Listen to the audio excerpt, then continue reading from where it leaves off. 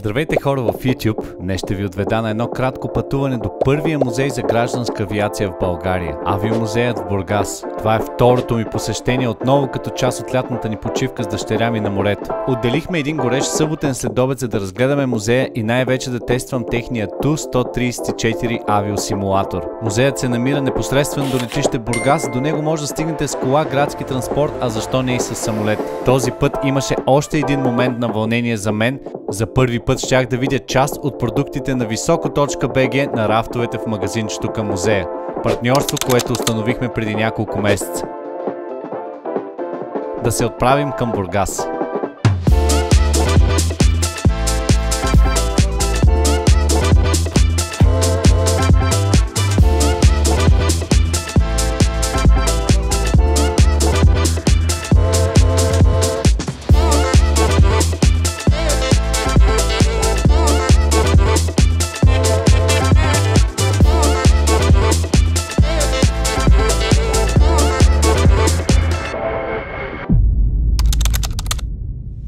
Това е посещение, което планирах от доста време и очаквах с голямо нетърпение. Исках да преживея полета в Ту-134, да споделя деня с дъщеря ми и да покажа на вас нещо специално. Ти спомняш ли си миналата година, като ходихме в музея?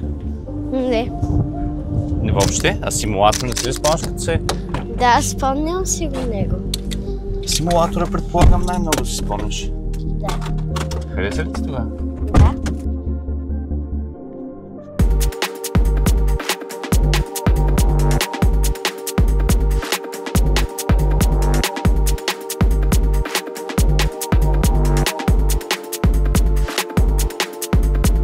Но разбира се, и това приключение не мина без предизвикателство. Още преди да влезем в музея, батерията на GoPro камерата се беше нагряла от 30 градусовата жега, наду се и заседна. Лентата за издърпване се скъса, аз нямах резервна камера, а операторът днес беше моята дъщеря. Ако не успех да извадя батерията, нямаше да имаме и това видео. За щастие в багажа си открих нещо, с което да извадя батерията, макар и повредена, сменихме я. Жегата също беше безмилостна, въпреки това дъщеря ми геройски издържа и продължи да снима. Здравейте, за авиомузея, къде трябва да паркираме? Дясно. Добре, благодаря. Влизайки през входа на музея, първото нещо, което ме изпълни с вълнение, разбира се, беше да видя продуктите на Високо.bg на рафтовете в магазинчето.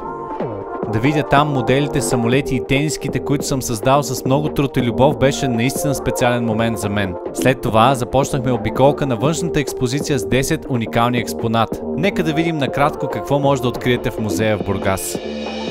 Ту-154 – пътнически самолет, регистриран през 1981 година, използван от Балкан за граждански авиопревози. На 31 октомври 1996 година каца за последно на летище Бургас. Ан-12 – товарен самолет, произведен през 1968 година. Използван е за търговска дейност. Този самолет е единственият запазен Ан-12 в България. Ан-24 – регионален пътнически самолет, произведен през 1976 година, използван за къси и вътрешни линии. МиГ-17 – фронтови изтребител, известен с маневреността си при ниски и средни височини. Модел от 1964 година. МиГ-21 – най-произвежданият свръхзвуков самолет в историята, а също така и най-широко разпространения самолет по време на войната във Виетнам. Ил-29 – спрякор Делфин, това е учебно-тренировачен реактивен самолет, пуснат в експлоатация през 1963 година. Ан-2 – селско-стопански самолет с бутален двигател, произведен през 1970 година, използван за обработка на земеделски площи и транспорт.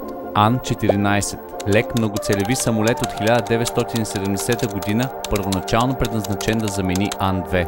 До 1985 година е използван за фотографиране, следене за удавници, разливи и рибни пасажи.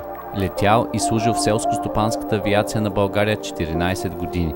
Ми-2 – многоцелеви хеликоптер, регистриран в България на 30 юни 1973 година. Един от първите регистрирани в страната хеликоптери, като е използван за контрол на замърсяването на акваторията на Черно море. К-26 – универсален лек хеликоптер, произведен през 1972 година. Този конкретно е използван основно за селско-стопански дейности и транспорт, като дълги години е обслужвал районите на Карнобат, Ямбол и Сливен. След експонатите дойде време за основното преживяване. преживяване. Симулатора на Ту-134. Това е истинска кабина на Тополев и свързани щурвали и други компоненти. Има две седалки, така че спокойно двама души могат да летят заедно.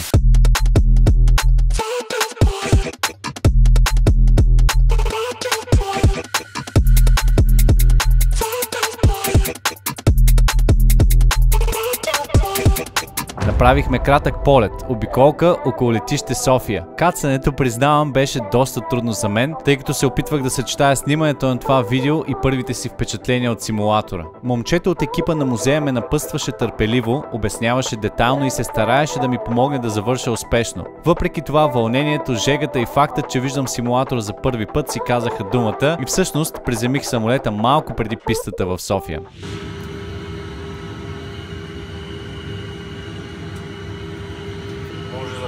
Да пуснете на 15 пак, колесника също.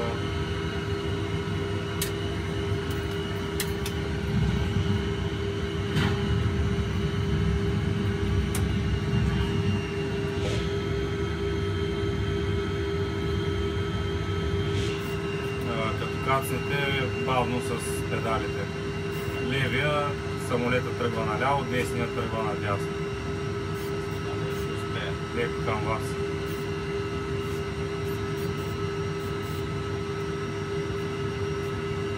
Задръжте към вас, да не кацне преди пистата. Дръпнете сега към вас. Така. Ама задръжте плавно, защото така дига носа и се тласка надолу.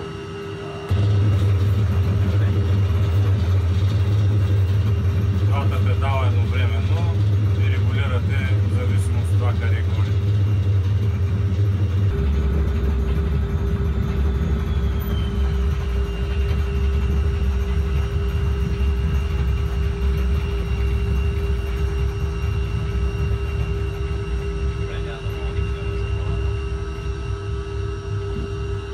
За първи опит супер.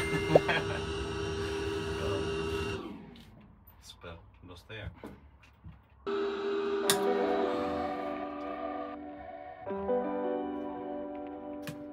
В музея може да откриете и друг симулатор, такъв с VR очила, който аз лично пробвах миналата година. Моето лично предпочитание обаче е реалната кабина, физическите бутони и гледката с очи, а не през виртуалната реалност. Затова силно бих препоръчал да опитате симулаторът на Ту-134 в Бургас. Въпреки жегата, проблемите с камерата и неуспешното кацане, бях щастлив, че успях да преживея полета в Ту-134, да видя отново експонатите в музея и най-вече да споделя този ден с дъщеря ми. Този път като мой оператор и партньор в създаването на това видео. Дни като този ми напомнят, че авиацията не е просто летене или професия. Тя е хората, историята, напредъкът и спомените, които остават, независимо дали си част от сферата или просто любител. Авиомузеят в Бургас е чудесно място за семейно посещение. Може да зарадвате децата си или самите себе си с едно уникално преживяване. Ако искате да видите още такива приключения, включително строежа на нашият Airbus A320 симулатор, поредица, която ще започне със следващото видео, абонирайте се за канала. Ако ви допада новият формат видеа, може да харесате това видео, за да ми дадете допълнителна мотивация. Благодаря ви, че гледахте и до нови срещи! Може да ръчичка? Да, може. Какво мислиш за преживяването в симулатора? Беше хубаво. А на теб хареса ли ти е въпроса? Доста ми хареса. Интересна е истината, аз не знаех какво да очаквам, но много ми хареса.